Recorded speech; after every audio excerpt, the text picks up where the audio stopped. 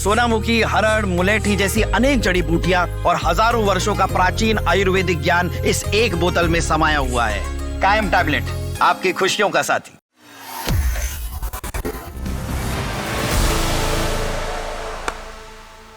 अगली खबर पड़ोसी मुल्क पाकिस्तान से जुड़ी है। शोएब अख्तर ने भारत जैसे ही हारा है। शोएब अख्तर को एक कह सकते बिरयानी मिल गई है, मौका मिला, एक बिरयानी मिली है और वो बिरयानी खा रहे हैं बैठ के। हालांकि उनसे कोई नसीहत नहीं मांग रहा है, पर वो नसीहत देंगे भाई। उनकी आदत है, देंगे, क्यों ठीक ना है दें, ना? क्यों ना दें।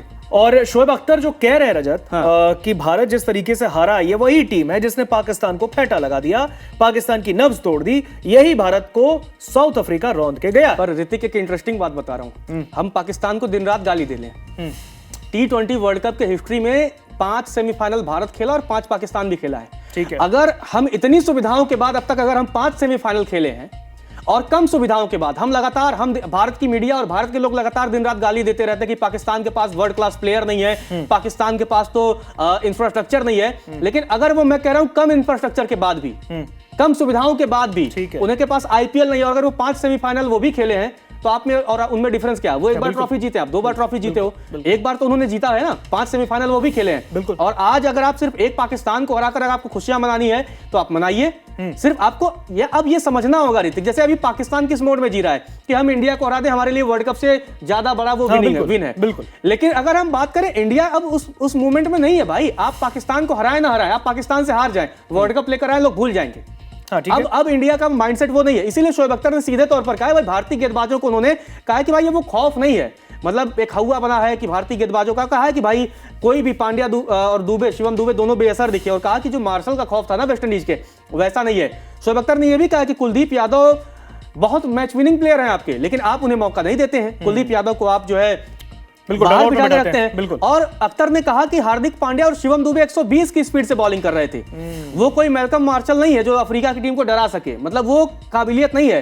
डेथ ओवर में गेंदबाजी कराएंगे तो अफ्रीका वाले आपको मारेंगे। और कहा कि भाई 150 वाला गेंदबाज से अगर आप सोचेंगे कि तुलना करना, मार्शल जैसे करते थे 70-80 में, वो दुनिया को डराते थे, लेकिन आपके पास अभी ऐसा बॉलर नहीं है। एक बुमराह है, बुमराह ने अच्छा किया, 15 रन दिया, 3 विकेट लिया। सीधे तौर पर कहा कि भारत की जो बॉलिंग यूनिट है वो एक्सपोज हो गई है। और ऋतिक वो गलत नहीं कह रहे हैं, मैं भी एग्री करता हूं शोएब अख्तर से। आप बुमराह के 4 ओवर हटा दीजिए, 15 रन। ऋतिक उसके बाद आपने 16 ओवर में कितने रन खा गए?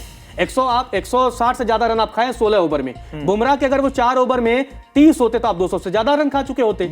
तो ऋतिक मतलब ये तो भाई एक्सपोज हुई है बॉलिंग, और कोई गलत नहीं कह रहे हैं भाई। आपको अपनी बॉलिंग लाइनअप को करना होगा, अच्छा करना होगा। अगर आप नहीं अच्छा करेंगे, आप देखिए वॉशिंगटन सुंदर 2 ओवर में 17 रन खाए थे, हार्दिक पांड्या 4 में 45 खाए थे, शिवम दुबे 2 में 32 खाए थे, चक्रवर्ती 4 में 47 खा गए थे।